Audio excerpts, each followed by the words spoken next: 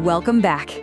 So today we're going to dig into a question that is on pretty much everyone's mind, whether you're running the company or just starting out. And that is, what's the real secret sauce for productivity?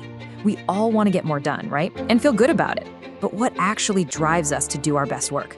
All right, let's get into it. So I want you to just pause for a second and really think about this. If you had to pick just one thing, the single most powerful factor for boosting performance, what would you say it is?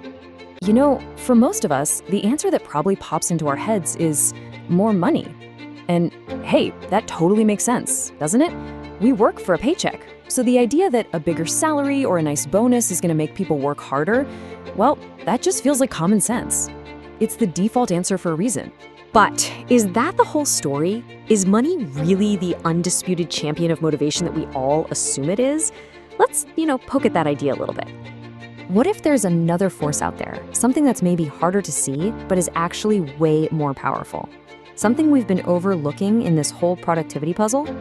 Well, that's exactly what the research in Cultivating Joy points to. Okay, so to really understand this, we need to stop thinking about motivation as just one big thing. Instead, think of it like two totally different kinds of fuel that power our engines at work. So you've got these two big forces. On one side, you have extrinsic motivation. That's basically the push you get from the outside world.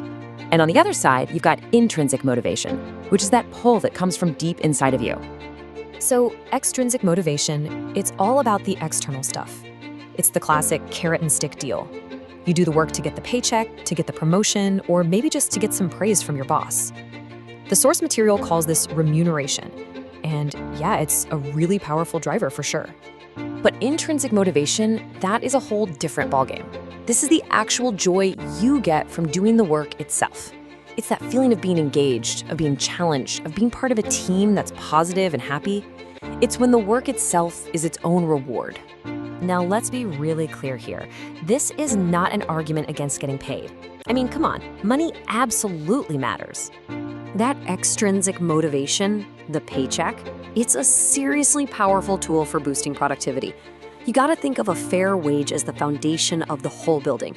If that's not there, everything else is just gonna crumble. But once you have that foundation solid and in place, that's when we start to see something the source calls the happiness advantage. And honestly, this is where things get really, really interesting. So this is the big question, right? We've got two powerful motivators, the paycheck and a happy workplace. We know they're both important, but if you had to place a bet on which one has a bigger overall impact on a company's productivity, where would you put your chips? And the answer is, well, it's not even close. While the paycheck gives a really significant boost, the impact of what's called workplace joy, that's that intrinsic motivation we were talking about, is just substantially bigger. The numbers here speak for themselves. The source material puts it as plainly as you can. A happy workplace contributes more to organizational productivity. This is the key takeaway, right here. An engaged, joyful team will consistently outperform a team that's well paid but miserable. Joy isn't just some fluffy, nice-to-have perk. It's a real, bottom-line, strategic advantage. Okay, so if happiness is this incredibly powerful tool, how do we get more of it? Is it just random? Do you cross your fingers and hope you hire happy people?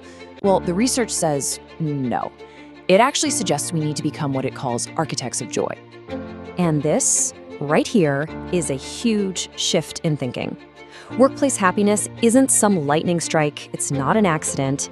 It's a result. It is something that can be designed and built and maintained on purpose. So the research says there's a structured methodology to this whole thing. Creating a happy workplace is a learnable skill, especially for leaders. It's something that can be taught and trained, just like you'd learn about finance or marketing. It's about having a process, not just a certain kind of personality.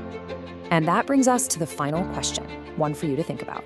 We've seen that while money is a crucial piece of the puzzle, the deeper, more sustainable driver of productivity is joy. So think about your own work life. What really fuels your fire?